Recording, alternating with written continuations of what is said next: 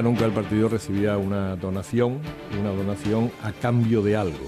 Eso don Álvaro Lapuerta, que era como era conocido en nuestra sede, don Álvaro Lapuerta, me lo repitió muchas veces. Él recuerda, no en total, sino en diversas cantidades periódicas. ¿Usted recibió alguna de estas cantidades? No, nunca.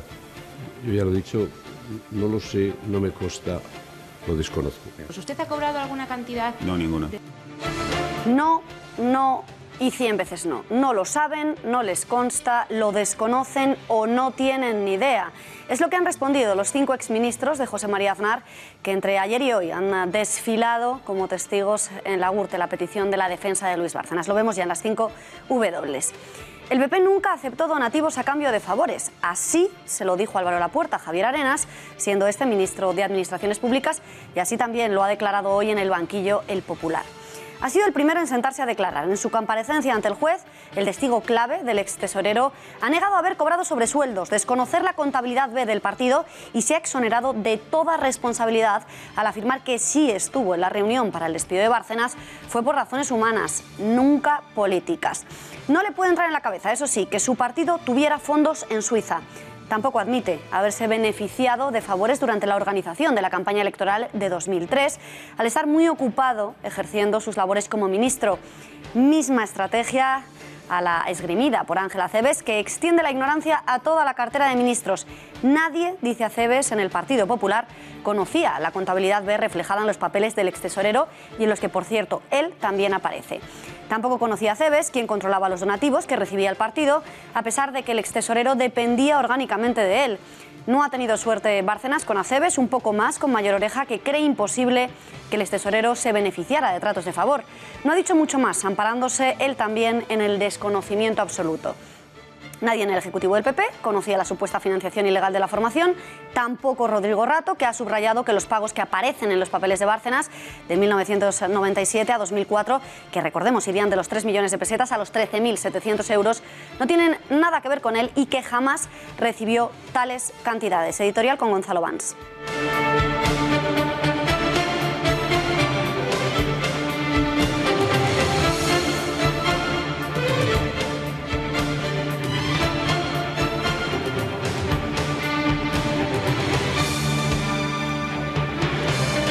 Muy buenas noches, Beatriz. La declaración de hoy de toda la guardia pretoriana de José María Aznar del PP de la última década, o de la última parte de la década de 1990 y comienzos de 2000, la verdad es que nos sorprende. Sí que hubiera sorprendido que hubiesen dicho sí que recibimos dinero, subvenciones, parte de la caja B, sí que existía esa caja B, sí que cuando fuimos ministros, digamos que intercedimos para favorecer a determinados empresarios a cambio de dinero y favorecerles dándoles obra pública.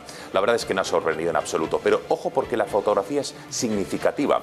Que los secretarios generales, vicepresidentes del PP de aquella época estén hoy desfilando, desde luego llama mucho la atención, pero llamará mucho más la fotografía del próximo 26 de julio, donde Mariano Rajoy deberá ir a la Audiencia Nacional y ojo esa foto, porque estará declarando con Paco Correa, con Luis Bárcenas, con el Bigotes, todos detrás de él, con lo cual esa fotografía desde luego sí que dará mucho de qué hablar, aunque evidentemente negará la caja B y todas las supuestas malas prácticas del Partido Popular de por aquel entonces.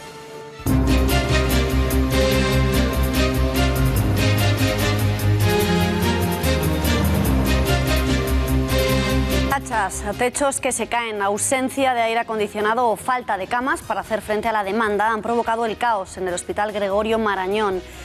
Han obligado este caos al cierre de 7 quirófanos y la suspensión de 18 intervenciones quirúrgicas programadas. Una semana después del inicio de la plaga, Cristina Cifuentes sigue dando la callada por respuesta. 750 facultativos del hospital le exigen que tome medidas urgentes para garantizar la seguridad de los madrileños. Las infraestructuras no se pueden mantener como es debido, hay roturas de agua. Pablo Iglesias tiene una cita y como una enamoriscada adolescente recoge el guante lanzado por Sánchez y no solo le dice sí a reunirse con él, sino que le pide que sea una relación estable. Palabras que se producían tras la oferta de Sánchez de reunirse esta misma semana para buscar una mayoría alternativa al gobierno del Partido Popular y después de que el portavoz socialista diga que un gobierno con Podemos no solo es posible, sino que también sería bueno. Un gobierno de coalición con Podemos es posible y bueno, fácil no sé. Los derechos de imagen están jugando malas pasadas a los astros del fútbol. Ya hay fecha para la declaración de Cristiano Ronaldo por un supuesto delito de fraude fiscal. El Galáctico se sentará en el banquillo el próximo 31 de julio. De José Mourinho, el juez sospecha que podría haber defraudado más de 3 millones de euros. Cristiano es de esas personas que entiende que tiene que cumplir con sus obligaciones fiscales. Y un día más nos toca hablar de terrorismo en Europa y más concretamente de la doble moral de medios de comunicación y dirigentes en función de la autoría del ataque. Hoy martes, en nuestra sección del Mundo en Guerra, abordaremos también la escalada de tensión entre Estados Unidos y Rusia después de que un bombardero estadounidense derribara un caza sirio. ¿Qué consecuencias podría tener este combate aéreo?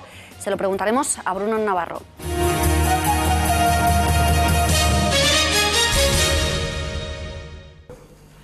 La solvencia no se mide de forma, digamos, poética, no. Se mide de forma aritmética. Hay unos activos ponderados por riesgo, hay un capital, hay unas proporciones y hay unos ratios. Entonces, el banco que cumple los ratios es solvente y el que no, no. Entonces, yo puedo decir que el Banco Popular, de acuerdo con las normas en vigor y de acuerdo con la opinión no del Banco de España, del Mecanismo Único de Supervisión, era solvente hasta el día 5 de junio. El Popular fue solvente hasta 48 horas antes de ser intervenido. ¿Es creíble lo que dice el gobernador del Banco de España? Se lo preguntamos ya al presidente de este grupo, del Grupo Intereconomía, don Julio Ariza. Muy buenas noches.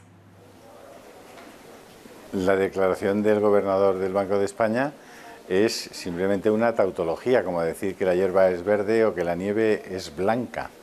Que la solvencia no tiene nada que ver con la iliquidez es una obviedad. En el caso del Popular cada vez se ve más claro, y sobre todo después de esta declaración de nada más y nada menos que del gobernador del Banco de España, se ve más claro que hay un proceso aparentemente regido por una mente inteligente que ha conducido a que el valor de la acción se desplomara a toda velocidad. En ese proceso probablemente quien tenía interés en desplomar el valor de la acción al mismo tiempo era inconsciente respecto a la posibilidad de que ese proceso se escapara de las manos y en muy pocas horas condujera al banco, no a la insolvencia, que insisto, el gobernador del Banco de España dice que el Popular 48 horas antes de la intervención era solvente, sino a la iliquidez, es decir, a una situación en la que los depositantes sacaran a toda velocidad sus depósitos y el banco se quedara sin dinero en sus arcas para poder responder a la operativa diaria bancaria. Pues esa es la situación. Tendrá que explicar el gobernador del Banco de España entonces qué es lo que pasó para que el Popular acabara siendo expropiado a sus propios accionistas, a sus propietarios legítimos. Don Julio Ariza, gracias por su análisis y muy buenas noches. Hay más novedades en Página Económica porque la mañana de este martes ha vuelto a agitar el fantasma de la salida del euro, el Ejecutivo. ¿Por qué? Bueno, pues porque a juicio de Luis de Guindos habría sido inevitable de no haber intervenido los bancos. Sin el rescate bancario, España hubiera salido del euro. El problema del Popular fue la liquidez, no la solvencia. Se podía haber evitado la quiebra de los inversores. ¿A qué se ha debido la crisis desatada en el Banco Popular y por qué organismos públicos retiraron previamente depósitos? Para tratar de entender la intervención del Banco Popular, contamos ya con la ayuda de Miguel Ángel Uriondo, periodista del Español. Miguel Ángel, muy buenas noches. Hola, ¿qué hay? Buenas noches. ¿Por qué tiene lugar la intervención del Banco Popular? ¿Qué es lo que pasa exactamente para...? Esto es el martes 6 de junio, cuando en un momento dado, a las 3 de la tarde, Emilio Saracho, presidente del Popular, llama al ministro de Economía, Luis de Guindos, y básicamente le dice que el Popular está en una situación desesperada. Si no se resuelve la situación de liquidez a la que se enfrenta, las oficinas no podrán abrir al día siguiente. Esto hace que el ministro de Economía, como contamos en Español, inicie de inmediato todos los procesos de alarma, se ponga en contacto con la Unión Europea, se ponga en contacto con el Banco de España, se ponga en contacto con el FROB y empiecen a armar el mecanismo por el cual se produciría la liquidación de emergencia y la venta al Santander por €1. El gobernador del Banco de España asegura que hasta 48 horas antes de ser intervenido el Popular no tenía un problema de solvencia, sino de liquidez en contra del criterio de la responsable del Mecanismo Único de Supervisión. ¿Era solvente o no era solvente? ¿En qué quedamos? ¿Qué es lo que ha ocurrido? En realidad el problema que hubo con el Popular tuvo que ver con la enorme fuga de depósitos. Incluso un cliente del Popular me ha dicho en estos días que el día antes de que se produjera todos los cambios en el banco, fue a sacar a una sucursal dinero y no le pudieron dar 2.000 euros. Todo esto es una cosa que se produjo en realidad con el tiempo. Se produjo un pánico, una fuga de depósitos, empezaron a sacar los depositantes su dinero del banco, y esto hizo que básicamente el banco se quedara sin dinero con el que pagar. El Banco de España entonces inició un procedimiento cuando se le notificó esta situación, en el cual hubo una liquidación extraordinaria. Dio todo el dinero que se pudo dar según esta liquidación de liquidez extraordinaria, y en un momento dado eso permitió sobrevivir un par de días más al banco, pero la situación con la pérdida de los depósitos ya había sido tan dramática que era imposible seguir así, y había que pedir ayuda, que es lo que se hizo. ¿Cómo es posible que organismos públicos retiraran previamente depósitos? ¿Hubo un chivatazo? En realidad, si hubiera habido un chivatazo, no habrían retirado los depósitos. Tenemos que tener en cuenta que precisamente la entrada del Santander lo que hace es proteger los depósitos, tanto los que estaban cubiertos por el Fondo de Garantía de Depósitos, que llegan hasta los 100.000 euros, como los que no estarían cubiertos por el Fondo de Garantía de Depósitos. Si alguien hubiera recibido un chivatazo y supiera cómo iba a terminar todo, no habría tenido por qué retirar absolutamente ni un solo euro del banco. Yo creo que sencillamente hubo un pánico bancario y la gente retiró sus depósitos sin saber lo que iba a suceder.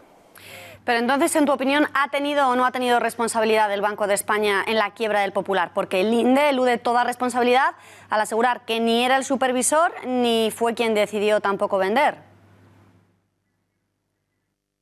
Bueno, es cierto que desde noviembre de 2014 el Banco de España no tiene la responsabilidad directa sobre la supervisión, y en este procedimiento de liquidación y venta hizo más o menos todo lo que estaba en su mano. Otra cosa es si de forma informal hubiera podido descubrir qué pasaba con el Popular y encontrar una solución, pero que eso quizá hubiera ido más allá de su deber estricto.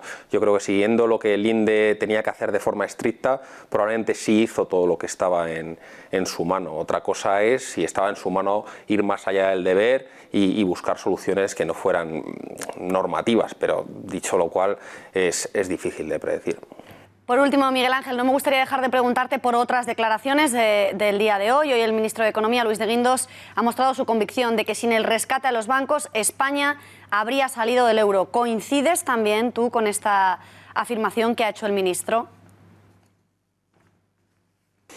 No me gusta predecir el pasado, es muy difícil saber lo que había pasado en otras circunstancias. Lo que está claro es que España no ha salido del euro y ahora estamos en una situación de crecimiento económico. Probablemente lo más dramático es saber que hemos perdido los españoles, y esto lo publicó hace poco el Banco de España, hemos perdido ya a fondo perdido, ya sin casi ninguna posibilidad de recuperarlos, 60.600 millones de euros. La pregunta no es si hubiéramos salido del euro, la pregunta es si hubiéramos podido recuperar un poco más de esa inversión pública que hicimos para salvar a los bancos. Miguel Ángel Uriondo, gracias por poner un poquito de luz sobre esta cuestión, ayudarnos a entender las claves de esta quiebra. Gracias y buenas noches. Buenas noches. Un último apunte económico. Miramos ahora hacia el Ministerio de Hacienda, donde hoy su responsable, Cristóbal Montoro, ha cerrado la puerta a nuevas rebajas del IRPF, al menos en los próximos meses. No, para el 18 no vamos a tener margen para aplicar las reducciones del IRPF, esto parece muy claro, y tenemos que tener en cuenta que sería el segundo año de legislatura, por tanto todavía nos quedan 2 más, y tenemos que tener, digamos, zanahorias, ¿no?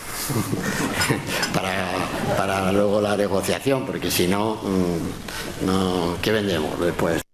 Mucho más magnánimo se ha mostrado Montoro con Cristiano Ronaldo al manifestar públicamente su condena a quienes criminalizan al astro del Madrid por no estar aún sentenciado. Palabras que se producían minutos antes de conocer que el Galáctico deberá declarar como imputado el 31 de julio en los juzgados de Pozuelo, al apreciar la jueza indicios de infracción penal por fraude fiscal.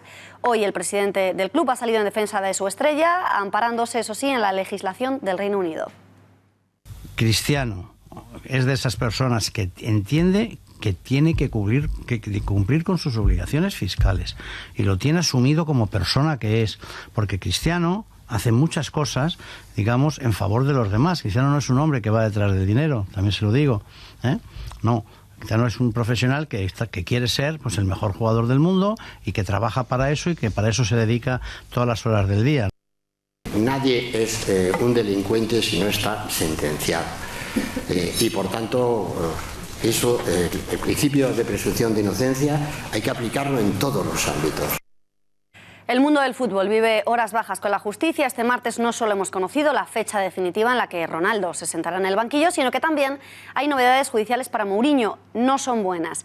¿De qué se acusa a Cristiano y a Mourinho? Se lo preguntamos ya a nuestro compañero Juanma Pérez Noya, de Punto Pelota. Juanma, muy buenas noches. La clave creo que está en los derechos de autor. No, de imagen. Exacto, los derechos de imagen que le puede salir, Beatriz, como decías, muy caro tanto a Cristiano Ronaldo como a José Mourinho. Vamos a ver qué es lo que la Fiscalía de Madrid acusa a los dos portugueses de pasado blanco. Originalmente a Cristiano Ronaldo ya le había denunciado, ahora sabemos que tendrá que declarar, ya lo has dicho Beatriz, el próximo 31 de julio en los juzgados de Pozuelo. Adicionalmente, también sabemos que José Mourinho en esta ocasión ha sido denunciado por supuestamente haber defraudado 3,3 millones de euros. ¿Por qué? Lo vamos a ver, por una disparidad de criterios. Tanto Cristiano como José Mourinho consideraban que los derechos de imagen no tenían que cotizarlos en España, que su residencia fiscal estaba en España, pero solo tenía que redundar en su salario, lo que recibían del Real Madrid. Bueno, pues la Fiscalía y Hacienda en este caso no lo considerarían así. ¿Cuál es la estructura fiscal que tenían ambos para cobrar ese dinero? Bueno, pues tenían una empresa radicada en las Islas Vírgenes Británicas, de ahí pasaban el dinero a Irlanda y posteriormente ese dinero llegaba hasta Madrid. Lo que piensa la Fiscalía es que ellos habían creado originalmente esas empresas para, a propósito, defraudar esa cantidad de dinero. ¿A qué se enfrentan? En este caso, Cristiano Ronaldo podría pasar más de 7 años en la cárcel y tendría que pagar una multa de 28 millones de euros y José Mourinho todavía no sabemos a lo que se enfrenta. Ambos hicieron una declaración complementaria para subsanar esos errores, pero la Audiencia de Madrid considera que no pueden salir indemnes. Y el siguiente al que se puede acusar, lo estamos viendo, es Jorge Méndez, el representante tanto del futbolista como del entrenador, quien creó ese entramado fiscal que posiblemente dentro de poco se enfrente a problemas similares. Pues Juanma, desde luego aquí no se libra nadie de los tentáculos de Montoro. No pueden estar tranquilos. Gracias, buenas noches. Buenas noches.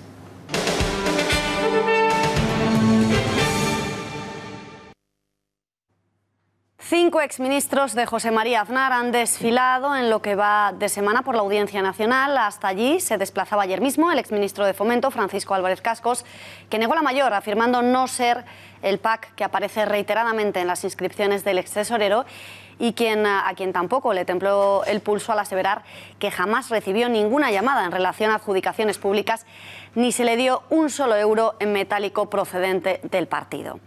Era la primera de una serie de declaraciones que hoy han vivido su segunda parte.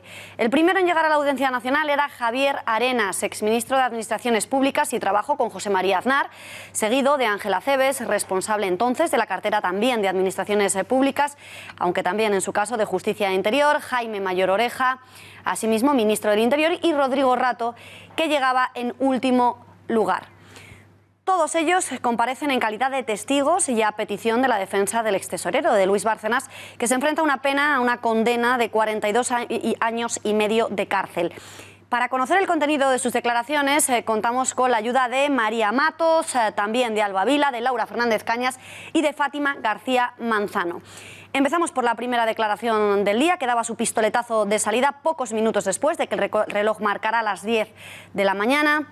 Era cuando Javier Arenas se sentaba en el banquillo y era sin duda el testigo clave de Bárcenas al ser el responsable de las funciones, relaciones y responsabilidades del tesorero del partido como organizador de la campaña de las municipales de 2003. María Matos, ¿qué es lo que ha declarado Javier Arenas? Buenas noches. Buenas noches, Beatriz. Pues precisamente el nombre de Luis Bárcenas ha salido en varias ocasiones en esa declaración de Javier Arenas. El que fuera vicesecretario general del Partido Popular ha dicho que no le consta que Bárcenas tuviese la capacidad de dar tratos de favor a alguien, desmintiendo así la versión oficial de Francisco Correa en sus primeras declaraciones. Y en cuanto a las campañas electorales, a la organización y participación, ha dicho que de esos temas económicos se encargaba La Puerta, a quien también ha defendido, alegando a una conversación que ellos habían tenido y en la que Lapuerta negaba 1 y 100 veces que el Partido Popular recibiese donaciones a cambio de algo. Y en cualquier caso, también me añadió 1 y 100 veces que nunca el partido recibía una donación a cambio de algo. Eso don Álvaro Lapuerta, que era como era conocido en nuestra sede, don Álvaro Lapuerta, me lo repitió muchas veces. Ha sido una declaración muy tensa en la que ha durado 1 hora y en la que Arenas ha negado 3 cosas fundamentales. 1, que conociese la existencia de una caja B del Partido Popular. De hecho, ha dicho que jamás había recibido 1 euro que estuviese fuera de su sueldo. 2, que no le entraba en la cabeza que el Partido Popular pudiese tener fondos en Suiza. Y 3, que hubieran recibido algo a cambio de donaciones.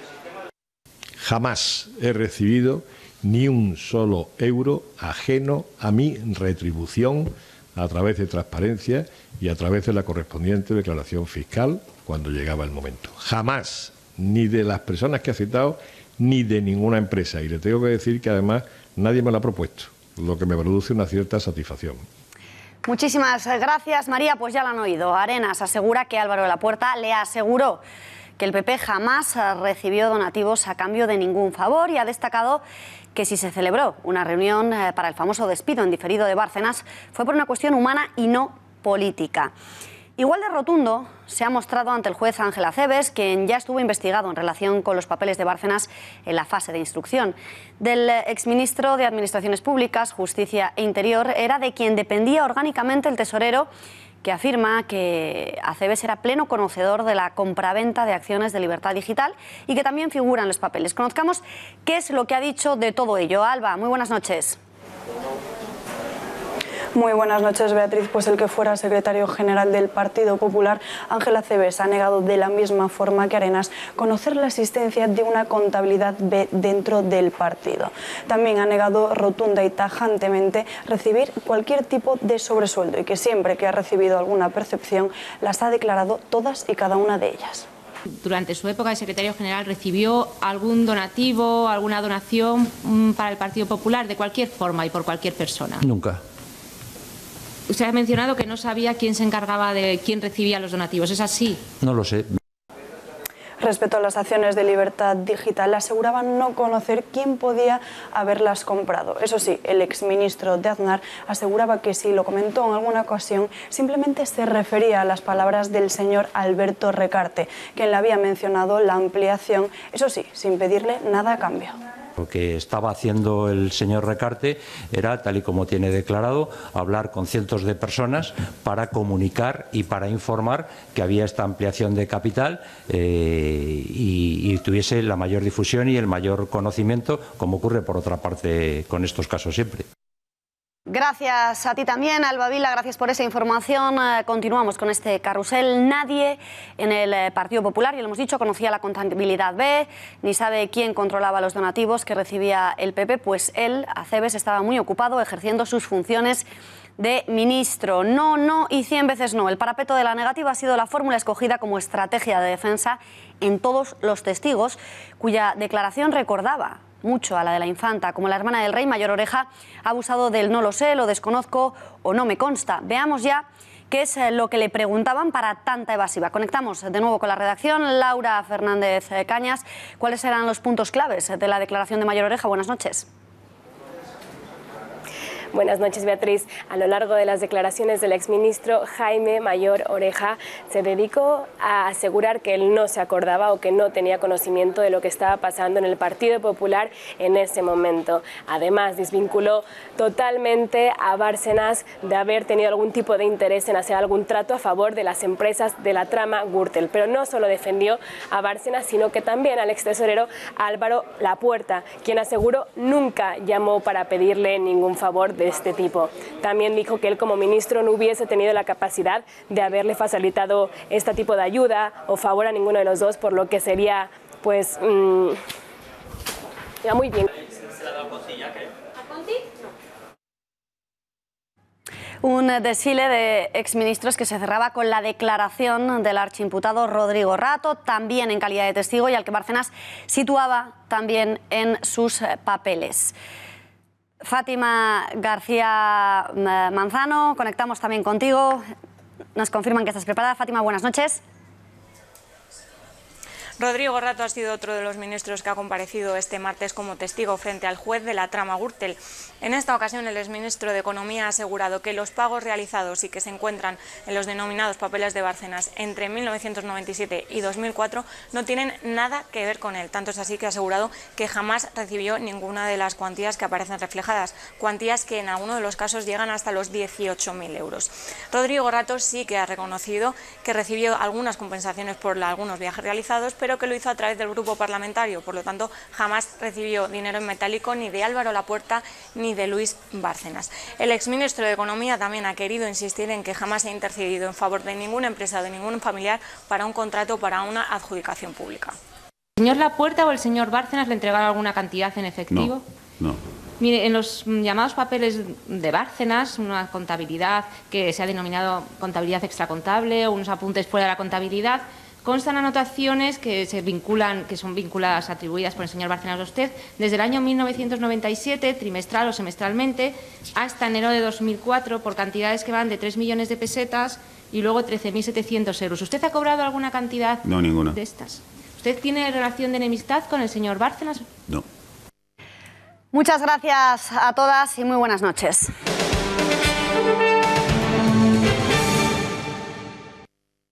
No deja de resultar curioso que Mariano Rajoy ayer me pidiera moderación, precisamente el día en el que Álvarez Cascos y hoy además también Rodrigo Rato, Álvarez Areces, en definitiva todos la cúpula del Partido Popular durante estas décadas de acción política del Partido Popular están siendo investigadas y tienen que declarar como consecuencia de la trama Gürtel y de la financiación irregular. Así que desde aquí al señor Rajoy, que me pide moderación, nosotros le pedimos decencia y ejemplaridad. El presidente del Gobierno y el líder de la oposición continúan en su cruce de acusaciones y ayer el primero pedía moderación al líder de los socialistas. Este no ha dudado en tachar de indecente al jefe del Ejecutivo. Lo ha hecho al tiempo que ha tendido de nuevo la mano a Podemos y a Ciudadanos, formaciones a las que asegura llamará esta misma semana con la excusa de negociar un plan de rescate a los jóvenes. ¿Cuántos metros podemos avanzar juntos? ¿5, 10, 20 metros, 100 metros? ¿Podemos llegar hasta la Moncloa juntos? No lo sé, pero lo importante es que hagamos ese camino juntos, que empecemos a caminar y que el camino se hace andando. Y esa es la propuesta que queremos hacerle a ambos líderes de Ciudadanos y de Unidos Podemos. Bueno, pues planteamos en esta mesa para el cambio que la principal y la primera medida que pongamos encima de la mesa para entendernos las distintas formaciones del cambio sea un rescate a la gente joven en nuestro país.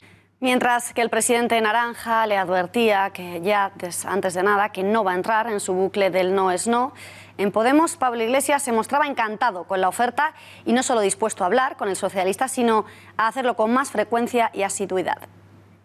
Teniendo en cuenta que el Partido Socialista ha escogido nuevos portavoces parlamentarios, ha tomado decisiones estratégicas en su Congreso, ideológicas, políticas, territoriales, yo no voy a entrar en el bucle de Pedro Sánchez, que está en el bucle todavía, que le escuchas hablar y parece que está en 2016, está en la misma situación.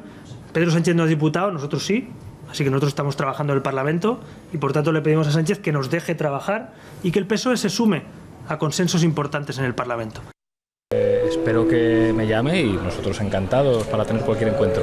Bueno, yo creo que es razonable que Pedro Sánchez y yo dialoguemos, que hablemos. Ojalá sea pronto. Hay muchas cuestiones que tratar en el interés de España y de lo que hagan otras formaciones políticas, pues les preguntáis a ellos.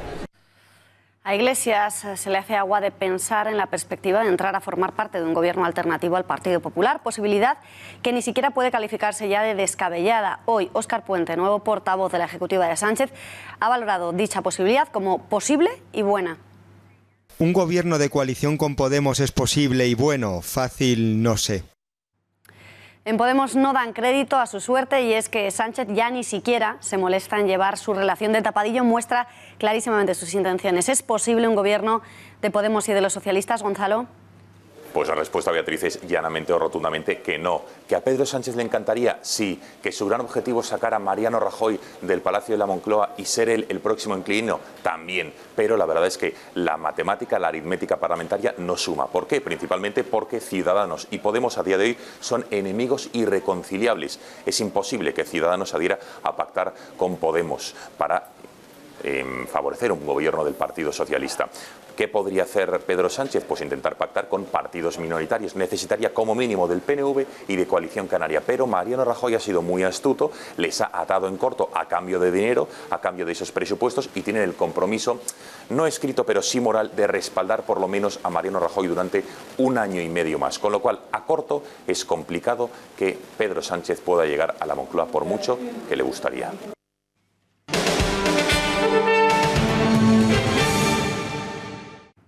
El Tribunal Superior de Justicia de Cataluña ha admitido a trámite la querella de la Fiscalía Superior de Cataluña contra la consejera de Gobernación, Meritxell Borràs, por un delito de prevaricación continuada, malversación de caudales públicos y desobediencia.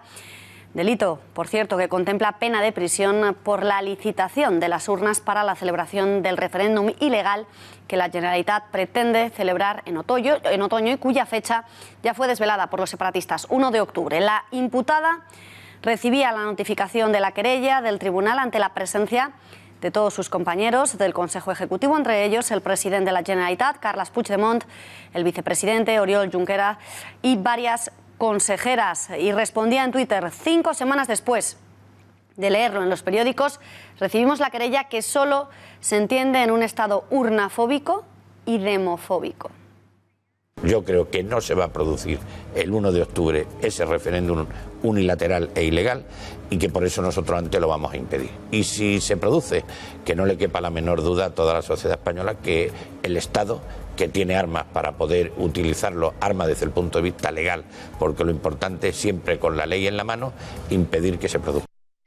Y 24 horas después de las declaraciones de Puigdemont, equiparando el mal llamado procés de independencia con la lucha contra el terrorismo de ETA, sigue generando toda clase de reacciones, y todas en el mismo sentido. Tanto Rafael Hernando como Albert Rivera exigen al presidente autonómico que pida perdón a las víctimas.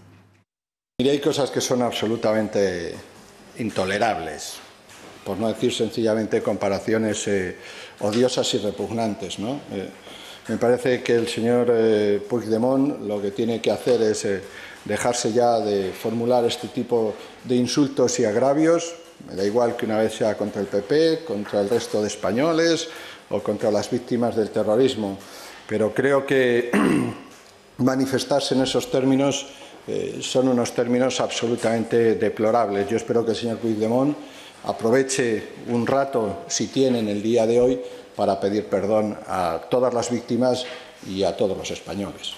Lo que hicimos contra ETA los españoles, todos, los policías, jueces, fiscales, cargos públicos, sociedad española, es derrotarles dentro de la ley y para defender la Constitución, y lo que algunos pretenden ahora es justamente dar lecciones y comparar delante de las víctimas del terrorismo precisamente el proceso separatista con esto. Así que todo nuestro apoyo a las víctimas del terrorismo, que ayer tuvieron que vivir nuevamente otro intento de los nacionalistas de humillar con esas palabras. Le pido al señor Puigdemont, que aunque no somos colegas parlamentarios ni por ideología ni por grupo parlamentario, por lo menos que tenga la dignidad de rectificar y pedir perdón con esas palabras que hoy han sido portadas en todos los medios de comunicación nacional, porque no podía ser de otra manera.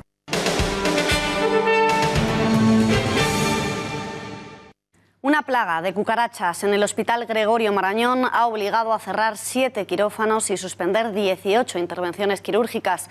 Los primeros insectos se detectaron el pasado miércoles. Entonces, su presencia se justificó por las obras de mejora de la cafetería en la planta baja. Se colocaron unas trampillas, pero los insectos seguían proliferando, por lo que los facultativos se negaron a seguir operando. Ayer, la dirección del centro efectuaba una fumigación preventiva y en un comunicado recordaban que las cucarachas no suponen un riesgo ni para los pacientes ni para los profesionales sanitarios. Sin embargo, estos mismos, los profesionales médicos del centro, no parecen de acuerdo con este punto y hablan no solo de cucarachas, sino de un hospital en estado de abandono, sin fondos para hacer frente al mantenimiento mínimo imprescindible. Esto que va produciendo, pues que cada vez hay, las infraestructuras no se pueden mantener como es debido, hay roturas de agua, problemas de caídas de techo. El problema tan grave que sucedió ayer en los quirófanos y que no ha sido único, las habitaciones de los pacientes están con ventiladores porque no hay aire acondicionado en muchos de ellos. Una situación que no es nueva, viene de lejos y que ha sido ampliamente denunciada por los médicos del hospital, que en apenas 72 horas han puesto en marcha un documento con la firma de más de 750 facultativos en el que le piden a la presidenta de la comunidad, Cristina Cifuentes, y al consejero de Sanidad de la comunidad que resuelvan el estado precario y pongan para ello todos los medios a su alcance. Una carta en la que solicitan el mantenimiento del nivel de excelencia por el bien de los pacientes y en la que se denuncia la falta de recursos necesarios a raíz de un recorte en los presupuestos, el déficit también de infraestructuras y equipamiento, la mala remuneración de los profesionales, los cambios constantes en el equipo directivo que hacen imposible, dicen, el buen funcionamiento del hospital público. La precariedad de la que son víctimas profesionales y pacientes no es nada nuevo en el Marañón, donde hace apenas un mes el jefe de la unidad psiquiátrica de cuidados intensivos dimitía por la falta de camas. Situación indignante, insostenible, que está poniendo en peligro la salud pública en Madrid. Está el Hospital Gregorio Marañón en una situación de semiabandono. Es tan exagerada la precariedad del centro público como denuncian estos más de 750 facultativos. Se lo preguntamos ya a Belén Padilla. Ella es vicepresidenta del Colegio de Médicos de la Comunidad de Madrid. Señora Padilla, buenas noches. Hola, buenas noches. Una semana después del inicio de esta plaga de cucarachas, ¿han tenido respuesta por parte de la comunidad, de la consejería? ¿Se les ha dado algún tipo de solución? Primero quería aclararos que yo soy vicepresidenta del Colegio de Médicos, pero que en este tema estoy representando a los médicos y facultativos del Marañón, ¿eh? No tiene nada que ver con el Colegio de Médicos, ¿eh? Clarísimo. Clarísimo. ¿Vale? Hecha esta aclaración. Hecha esta aclaración, ¿han tenido algún tipo de respuesta estos 750 médicos a los que representa por parte de la Comunidad de Madrid? Hasta ahora no. Daros cuenta de que esto empezamos como hace un mes. Nos juntamos unas cuantas personas ante lo que oíamos por los pasillos, en la máquina del café, de esto no podemos más, no podemos seguir así. Y decidimos poner en marcha un movimiento que dio lugar a una reunión hace una semana donde asistimos unos 200 facultativos. De esa reunión salió esta carta, la carta que decidimos pasar por registro tanto a nuestro gerente como al consejero como a la presidenta de la Comunidad de Madrid y la entregamos ayer por la mañana. O sea, como se pueden imaginar, yo creo que hay que esperar un tiempo prudencial a que las autoridades, ¿no?, tanto la consejería como la presidencia, lo evalúen y decidan si nos convocan a alguna reunión o si nos solicitan cualquier tipo de dato que ellos necesiten y que podamos poner en común para mejorar la calidad asistencial en el Gregorio Marañón, sobre todo de infraestructuras. Estamos hablando de un hospital con cierto abandono en lo que es la infraestructura en tecnología. Pero yo le quería preguntar también por otras declaraciones, porque varios de sus compañeros han asegurado que no es solo la plaga de cucarachas, que no hay camas suficientes para todos los pacientes, que los techos se caen, que el aire acondicionado no funciona. ¿Esto es realmente así? Porque si es así es muy grave. Sí, lo de las cucarachas, es un hecho puntual que refleja lo que es el abandono de un hospital, ¿no? Lo que es el abandono en el mantenimiento de un hospital. Efectivamente, como todos saben, hace un mes, 2 meses, salió en las noticias que se caía el techo de oncología y que gracias a que una enfermera lo escuchó no pasó nada a los pacientes. El aire acondicionado funciona en algunos sitios mejor, en otros peor. Lo de las cucarachas es un hecho puntual, pero desde luego quienes vivimos en el Marañón durante muchas horas a lo largo del día nos damos cuenta de que hay una cierta sensación de abandono del Marañón. Señora Padilla, en inversión. Se nos está acabando el tiempo, pero un hospital, muy brevemente, se presupone un sitio donde la asepsia es lo más importante. Si esto que nos cuentan es tal cual, ¿puede usted asegurar que la salud de los pacientes no corre riesgo estando en ese hospital, en el Gregorio Marañón? Por supuesto que sí, porque nosotros intentamos por todos los medios que la asistencia y la seguridad del paciente se cumpla. Lo que pasa es que nos cuesta mucho más si no tenemos los medios adecuados o los medios más modernos para poder mantener eso. Pero desde luego todos los que trabajamos en el Marañón tiramos para adelante porque los pacientes sean bien atendidos con los recursos que tenemos. Pues Belén Padilla, ha quedado clarísimo. Ojalá les escuchen desde la Comunidad de Madrid, se resuelva esta situación lamentable sin duda lo más rápido posible. Gracias y buenas noches. Muchísimas gracias. Adiós, buenas noches.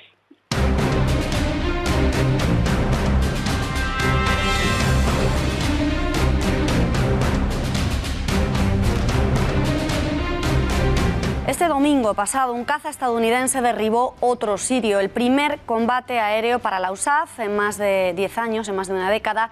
Es el quinto incidente serio para Estados Unidos en esta guerra y sin duda el más grave.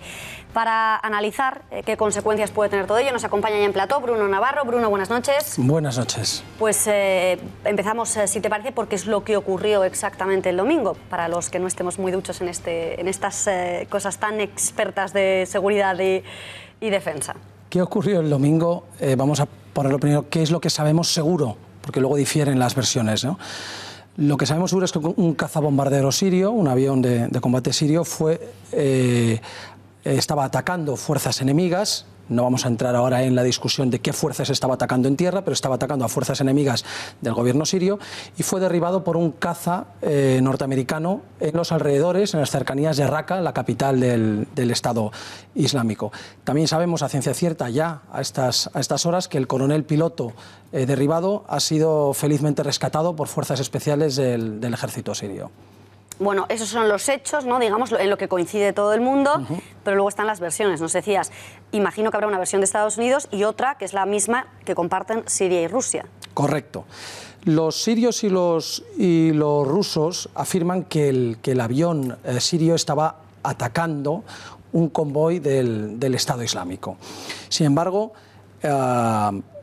los norteamericanos y la coalición a la que ellos apoyan, las fuerzas democráticas sirias, que es una coalición principalmente de kurdos y también algunos árabes, que es una de las fuerzas en liza en esta guerra civil siria, y Estados Unidos al final, después de tantos años financiando y apoyando y entrenando y armando a milicias básicamente yihadistas, que al final lo que han hecho es combatir con Al-Qaeda y el Estado Islámico, lo que ha decidido es, bueno, ha buscado unos aliados que al final los únicos que pueden ser no radicales son los kurdos. Claro, son básicamente kurdos, aunque también hay muchos árabes suníes no radicales que están allí. Y estas fuerzas son las que estaban en tierra también combatiendo en esa zona y son los que afirman los norteamericanos que ese avión sirio lo que hizo fue bombardear sus posiciones, no al Estado Islámico que estaba al lado, sino a ellos, y que de ahí la respuesta, según ellos, justificada del avión norteamericano derribando al sirio. Estas son las dos versiones.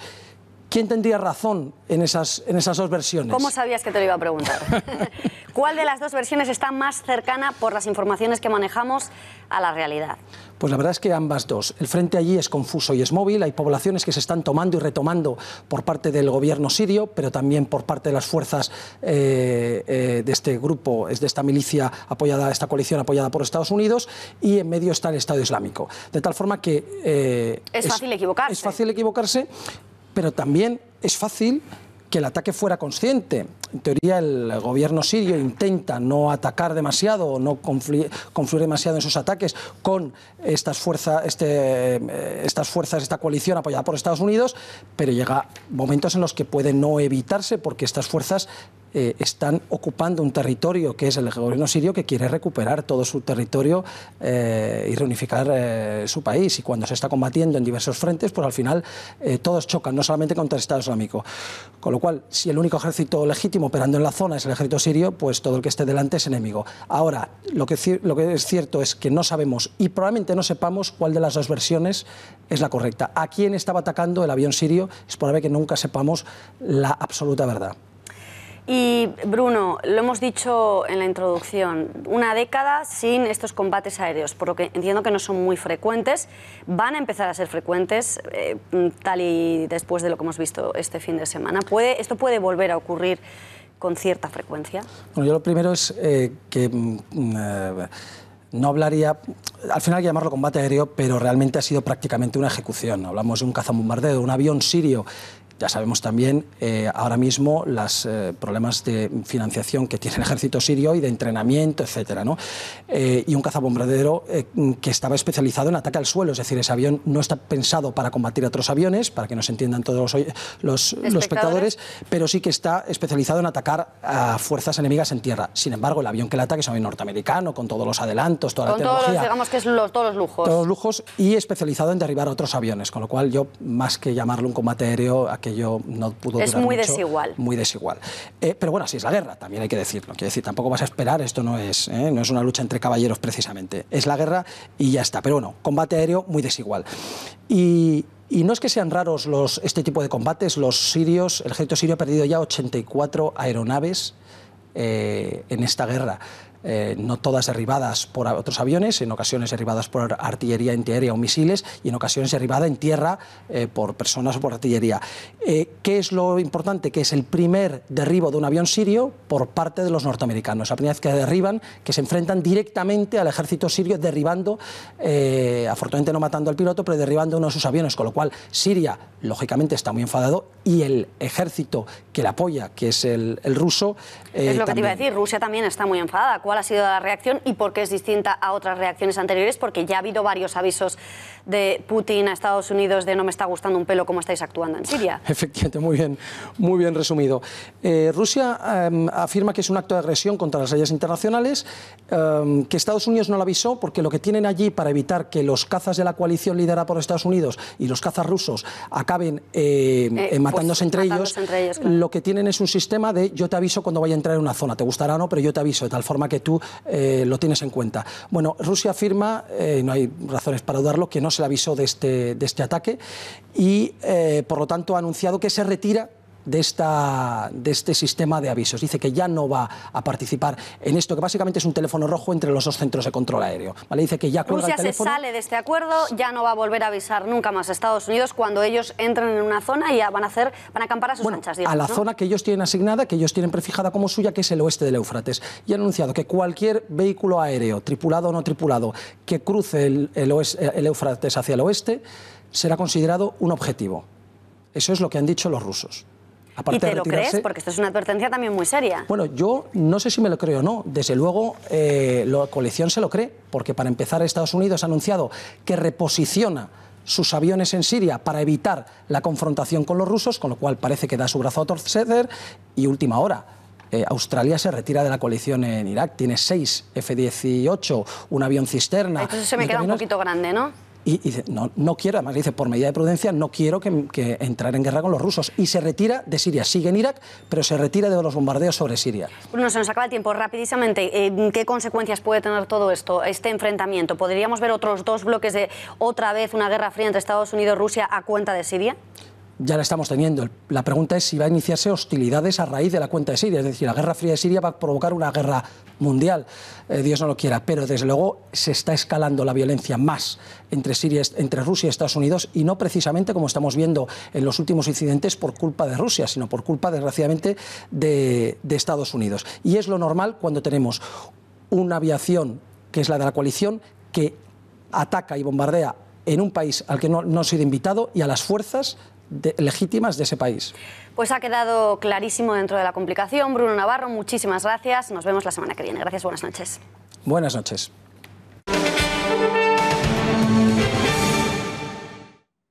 Y un día más tenemos que hablar de los múltiples atentados en suelo europeo. En este caso con el foco puesto sobre el distinto tratamiento de medios e instituciones en función de quién sea el autor del ataque. Para ello vamos a utilizar como ejemplo el atentado perpetrado la madrugada de ayer en Londres, en la mezquita de Finsbury Park, en el que murió una persona y 10 resultaron heridas.